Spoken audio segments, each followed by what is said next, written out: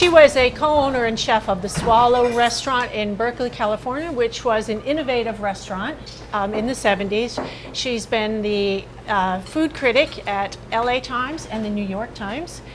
She has written several books, edited several books. She's a guest on Top Chef Masters. Ruth, welcome to Sandwich, and it's almost fitting that you're here in Sandwich because it kind of parallels your food in your career in food. Yes, indeed.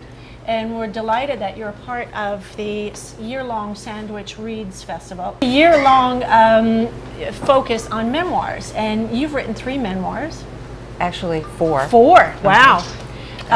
And I've read a few of them, and I have to tell you that they are absolutely delightful. So funny and poignant at the same time. So I just want to ask you a few questions about your memoirs, and why did you decide to write a memoir?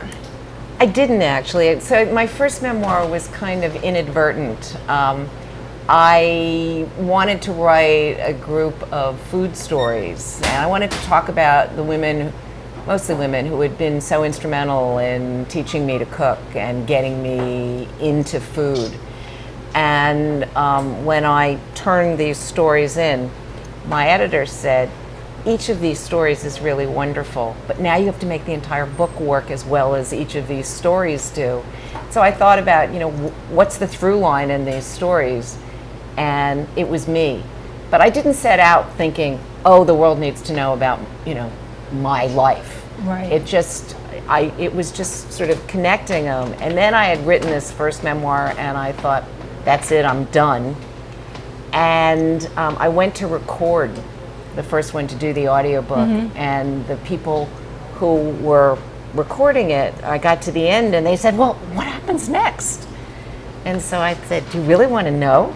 And they said yes. Yes. So then I wrote the second one, and then I still hadn't gotten up to being the restaurant critic of the New York Times, so people said, well, everybody really wants to know, what's it like to be the most important restaurant critic in the world? So I wrote that book.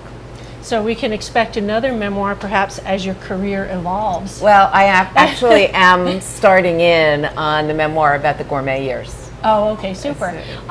When I was reading the books, I noticed a common thread of creativity from your grandmother, who was a musical genius. Your mom was quite creative in the kitchen, although sometimes the results were a bit unfortunate.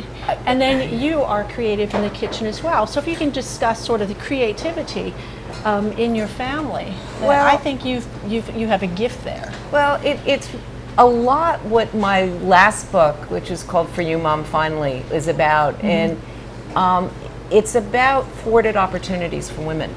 My grandmother really only got to display and use her creative streak during the Depression, when women weren't supposed to work because it was embarrassing for their husbands. It made it seem as if they couldn't support their families. And during the Depression, my grandfather was a doctor, and suddenly times were really tough, and my grandmother got to work. My mother, who actually had a PhD, was told, if you go get a job, you'll never get a husband, and what's more important, getting a husband or having a career? And in those days, it was very clear that getting a husband was more important. And my mother gave me the enormous gift of saying, it is very important for you to follow your passion, to do the things that seem important to you. And she really brought me up to work. I mean, she believed that work is what we're made for. Because she didn't have the opportunity. Because she really didn't. And I felt, my mother and her generation, I feel like my generation stand on their shoulders. My mother and most of her friends were smart, educated, and bored to death. Right. Do you think, I know that your mom sent you to boarding school in Montreal and also to France, and that sort of reminds me of the story where Richard Branson's mother, when he was 3 or 4, drops him off in a field a few miles from home and says, there you go, find your path home. Do you think your mother pushed you out to boarding school so you wouldn't be like her? So I was just trying to find some connection there. I mean, to be honest, I think my mother was about to have a nervous breakdown, which is why she pushed me out to boarding school. But, you know, my father did. I mean, one of the early stories in Tender at the Bone is about my father, you know, putting me at the age of 2 on a swing because he had to go to work, and my mother had gone home to take care of her ailing father. And he said, you know, when the teacher gets here, tell them that you're Ruthie Reichl and you're going to school. And, you know, reading it now, it sounds almost like child abuse. I mean, to leave a 2-year-old alone on a swing. Right. But I think my father just, you know, he told this story very proudly and said, you were always very good at taking care of yourself. Right, so that was your Richard Branson's moment where you were left on the swing set. Yes. I also loved how your mother, you said that your mother said she could make anything out of, you know, she could open the refrigerator and just find anything. I mean, my mother was fearless in the kitchen. Right. Not always to good effect. I mean, she did poison people. Right, yeah. She didn't mean to do it, but she pretty much taught me that there are no rules in the kitchen, and you should try everything, taste everything, and not be afraid of putting strange things together. Sometimes they work. Right. Tell me about any upcoming projects you're working on. Anything that's I'm working on a lot of projects. I'm finishing a novel now. Okay.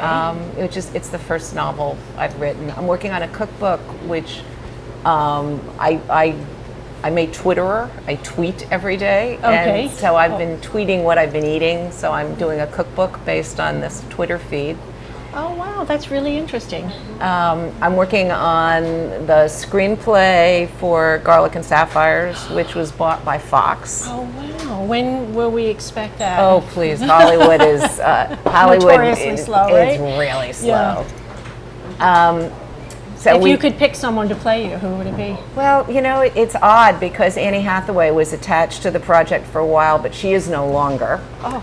And now we're looking for an older actress. So it's sort of an interesting. It's an interesting project. I am the editorial advisor to Guilt Taste. Right, and you know, I went on that website today, and I absolutely loved it. Isn't it wonderful? I'm very proud of it. Yeah, lots of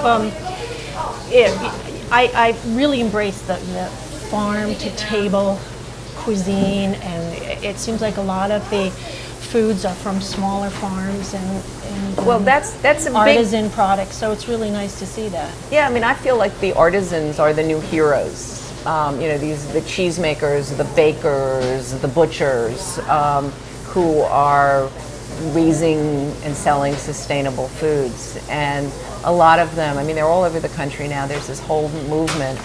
And a lot of them don't have an easy way to get their foods to market. So we're providing that, and we're also, it's a whole new model for media. I mean, we're essentially doing an online magazine with really good writing and really good photography. The photography is beautiful. Isn't it beautiful? Right, and it's a collection of recipes as well, editorial as well. There's a lot of editorials. Yeah. So you're keeping very busy. I'm keeping busy, yes. Yeah. But that sounds like that's what you enjoy, is being busy. I do.